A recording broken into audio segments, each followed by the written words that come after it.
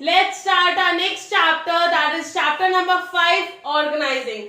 जितने भी लोगों ने पुराने चैप्टर्स या वीडियोस मिस कर दिए वो वापस चैनल पे जाए, प्लेलिस्ट देखो और वापस यहाँ कैचअप कर लो। जितने भी नए लोग हैं जिन्होंने मेरा चैनल सब्सक्राइब नहीं किया है वो अभी मेरा चैनल सब्सक्राइब करें जिससे कि आप कोई भी लेटेस्ट अपडेट मिस ना करें। चलो आज की वीडियो स्टार्ट करते हैं। ऑर्गेनाइजिंग, अगर आपको याद हो हमारी मैनेजमेंट की फर्स्ट वीडियो मैंने आपको फंक्शन ऑर्गेनाइजिंग के बारे में कुछ बताया था। 3 कोड वर्ड्स थे उसके, क्या थे? Who will do, when will do and where it will be done. ये 3 चीजें थी, हु, व्हेन एंड वेयर, मतलब कौन करेगा, कब करेगा और कैसे करेगा। ये क्या डिसाइड करता है या कौन डिसाइड करता है? ऑर्गेनाइजिंग। यानी कि हमारे ह्यूमन एफर्ट्स को, किसको? ह्यूमन एफर्ट्स को, रिसोर्सेस को हमारे, और साथ के साथ जितने भी हमारी चीजें हैं प्रॉपर ऑर्गेनाइजेशन में उसको अचीव करने में हेल्प करता है, ऑर्गेनाइजेशन के गोल्स को।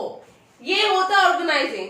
ऑर्गेनाइजिंग का मतलब ये होता है कि हमारा ऑर्गेनाइजेशन स्ट्रक्चर कैसा होना चाहिए जिससे कि हम अचीव कर पाए अपने organisation goals.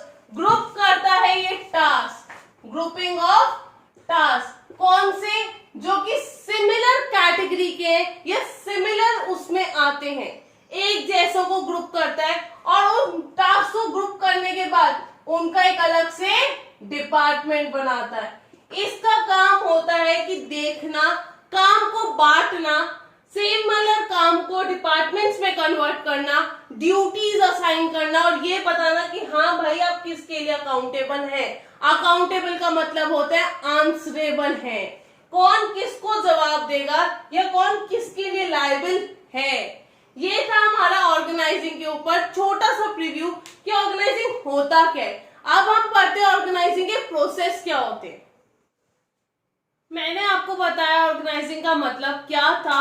It is the grouping of the activities of the enterprise and establishing authority responsibility relationship. ये था हमारा ऑर्गेनाइजिंग का मतलब। अब हम पढ़ रहे थे ऑर्गेनाइजिंग के प्रोसेस क्या होते हैं। पहला होता है identification and division of work. अगर आपने डेफिनेशन ध्यान से सुनी होगी तो उसमें मैंने ये लिखा बोला, process of defining and grouping the activities.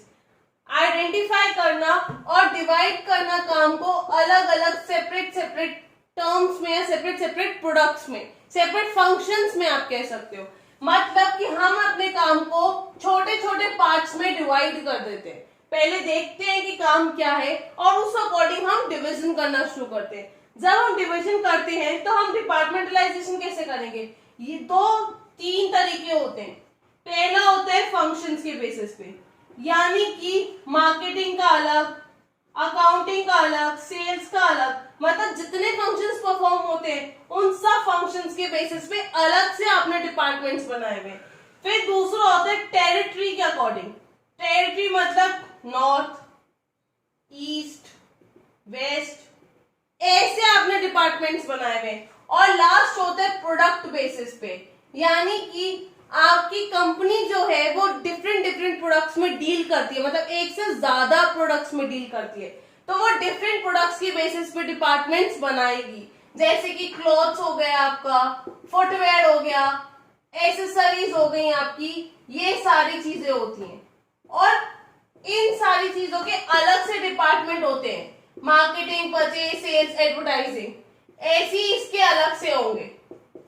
यानी कि फर्दर सब डिपार्टमेंट्स में डिवाइड करना। कौन से डिपार्टमेंटलाइजेशन में कौन से 3 तरीके से डिपार्टमेंट्स बनाए जाते हैं? फंक्शंस बेसिस पे, टेरिटरी बेसिस पे या प्रोडक्ट बेसिस पे।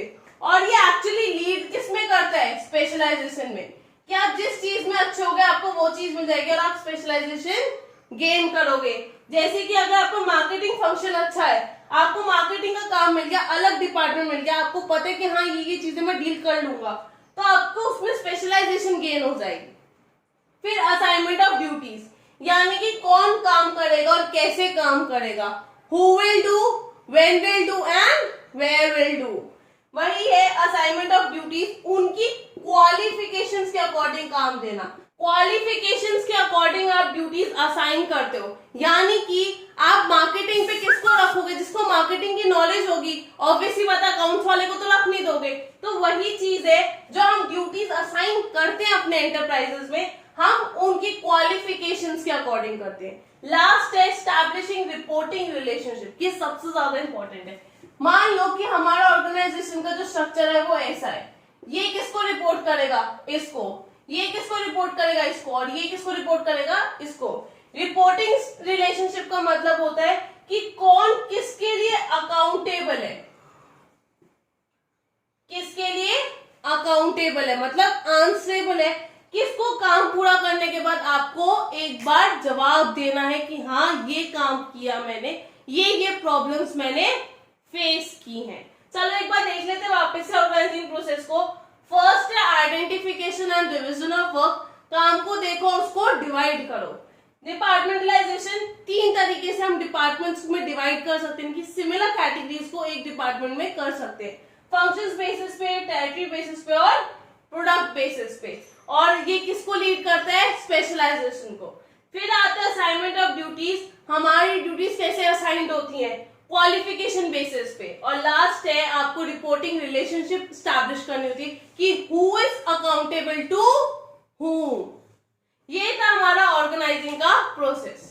इंपॉर्टेंस ऑफ ऑर्गेनाइजिंग, पहला इंपॉर्टेंस होता है बेनिफिट ऑफ स्पेशलाइजेशन। मैंने आपको बताया था जब हम डिपार्टमेंटलाइजेशन करते हैं, यानी कि सिमिलर टास्क को एक ही तरफ हम ग्रुप करके डाल देते हैं, तो डिपार्टमेंट उस अकॉर्डिंग बना देते हैं, तो हम उससे क्या लीड करते हैं, स्पेशलाइजेशन। मतलब कि एक चीज में आप बहुत स्किलफुली एक्ट कर रहे हो, आपको एक चीज बार बार करते करते करते करते उसमें इतने स्किलफुल हो गए हो कि अब आपको जितना टाइम पहले 20 मिनट लग रहा था, अब आपको 5 मिनट भी नहीं लगेगा वो काम करने में। That is known as specialisation. अगर आपको याद हो तो हमने प्रिंसिपल्स ऑफ मैनेजमेंट में भी पढ़ा था ये पॉजिटिव पॉइंट की तरह, किसमें, डिवीजन ऑफ वर्क में, that it leads to specialisation. दूसरा है क्लैरिटी इन वर्किंग रिलेशनशिप्स, जब आपको पता है कि आपको किसको रिपोर्ट करना है जाकर, when you know who is your boss, तो आपकी वर्किंग रिलेशनशिप भी अच्छी हो जाती है, यानी कि क्लैरिटी होती है कि हाँ ये मेरा बॉस है, ये मेरा सबऑर्डिनेट है, इसको मेरे को जवाब देना है, ये मेरे को जवाब देगा। तो ऐसे क्लैरिटी होनी चाहिए, वरना कंफ्यूजन में ही सारा गेम खराब हो जाएगा। तीसरी चीज है इफेक्टिव एडमिनिस्ट्रेशन। इफेक्टिव एडमिनिस्ट्रेशन का मतलब ये है कि जब आपको पता होता है कि आपको क्या काम करना है, कैसे करना है और कब करना है, आपका काम बहुत इजी हो जाता है, यानी कि टॉप लेवल मैनेजमेंट भी अच्छे से काम कर पाता है, एडमिनिस्ट्रेट अच्छे से कर पाता है, यानी कि आपको सुपरवाइज अच्छे से कर पाते, देख पाते कि हाँ ऑर्गेनाइजेशन में सब लोग काम कर रहे हैं, यानी और अगर काम हो रहा है तो वो कैसे हो रहा है, और जो भी लैक पॉइंट्स है उसके साथ भी वो डील कर पाते हैं। फिर है हमारा optimum utilisation of resources, that means fully utilisation of resources. When you know कि क्या क्या चीजें जरूरी हैं, जब आप एलोकेशन करते हो रिसोर्सेज का डिपार्टमेंट वाइज, या आप देखते हो कि हाँ ये रिसोर्सेज यहाँ जरूरी है, जब आपने ये देख लिया कि कौन सा रिसोर्स कितना कितना जा रहा है, तो आप ये भी देखते हो कि हाँ क्या हमारे रिसोर्सेज वेस्ट तो नहीं हो रहे। तो वही चीज है कि फुल्ली यूटिलाइजेशन होता है हमारे रिसोर्सेज का। नेक्स्ट पॉइंट है हमारा expansion and growth. Expansion and growth का मतलब ये होता है कि एक्सपैंड होता रहता है हमारा बिजनेस। मान लो अगर एक प्रोडक्ट में आप डील कर रहे हो और फंक्शंस के बेसिस पे आपने डिपार्टमेंट्स बनाए हैं, तो आप क्या करोगे, कैसे एक्सपेंड करोगे, अपना एम्प्लॉयमेंट इंक्रीज करके, यानी कि नंबर ऑफ एम्प्लॉयज इंक्रीज करके आप अपना एक्सपेंशन करोगे। लेकिन अगर आप एक से ज्यादा प्रोडक्ट्स में डील करते हैं तो आप कैसे एक्सपेंशन करेंगे, जब आप नंबर ऑफ प्रोडक्ट्स इंक्रीज करोगे। क्या करोगे, नंबर ऑफ प्रोडक्ट्स इंक्रीज करके।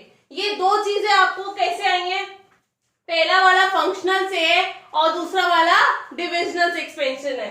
एडेप्शन टू चेंज, यानी कि ऑर्गेनाइजिंग हेल्प करता है बिजनेस को, बिजनेस एनवायरनमेंट को अडेप्ट करने के लिए, जिससे कि वो पॉलिसीज वगैरह पे ध्यान दे पाए, यानी कि हमें बिजनेस एनवायरनमेंट के साथ कैसे डील करना है वो करना बताता है कौन, ऑर्गेनाइजिंग। लास्ट है डेवलपमेंट ऑफ पर्सनल, यानी कि इसमें पॉइंट होता है वो है डेलीगेशन। हम आगे पूरे चैप्टर में लास्ट वीडियो या सेकेंड लास्ट वीडियो बनेगी इसके ऊपर, और वो ये है डेलीगेशन का मतलब कि आप अपना काम सब ऑर्डिनेट्स को ट्रांसफर कर रहे हो। अगर आपको याद हो हमने पढ़ा था decentralisation and centralisation, principles of management पे। डेलीगेशन का मतलब वही होता है कि अपना थोड़ा सा काम आप अपने सब ऑर्डिनेट्स को दे रहे हो, जिससे कि वो भी डेवलप हो, वो नीचे से वो भी देखे कि हाँ क्या क्या चीजें फेस करनी पड़ती है, कैसे कैसे आप उनको डील करते हो, तो उनका भी डेवलपमेंट हो। That's all for today. Thanks for watching. Do subscribe, like and share the video as much as you can. Thank you.